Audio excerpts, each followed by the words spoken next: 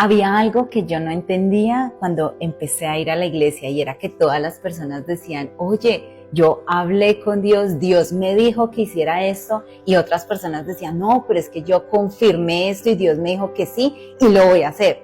Y era algo que yo no sabía cómo hacer, cómo poder hablar con Dios y cómo poder escucharlo tan claramente que uno pudiera saber que era Él y que no eran nuestros propios pensamientos.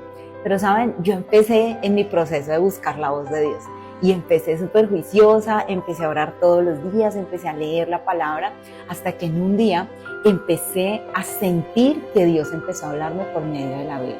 Cuando Él empezó a darme las primeras palabras, los primeros consejos, la primera guía, yo me sentí muy emocionada porque yo dije, esto era lo que yo quería sentir, esto era lo que yo quería alcanzar.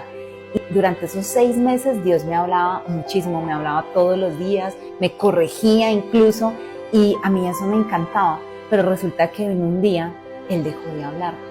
Y yo decía, pero ¿por qué Dios se quedó callado? Porque ya no me habla, porque yo entro en oración y Él ya no me dice qué debo hacer, cómo lo debo hacer. Yo siento que Él ya como que se olvidó de mí, o ya estará pendiente de otras personas que ya no quiere conversar conmigo.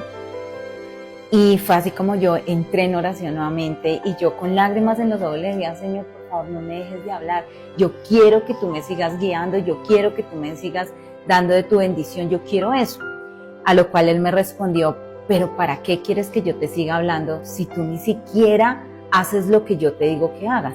Y yo, ¿cómo así, Señor? ¿Pero en qué momento? Y Él me dijo, yo a ti te di una palabra y tú no lo has hecho. Así que ¿para qué volver a decirte algo si tú no haces lo que yo te digo que hagas? Yo ese día me puse a pensar, y ustedes se imaginan, o sea, yo nunca pude recordar qué fue la instrucción que Él me había dado, cuál fue esa instrucción en la cual yo debía hacer. Yo le pedí perdón, yo le decía, perdóname Dios, yo no lo quiero volver a hacer, y a partir de ese momento empecé a realizar mi devocional.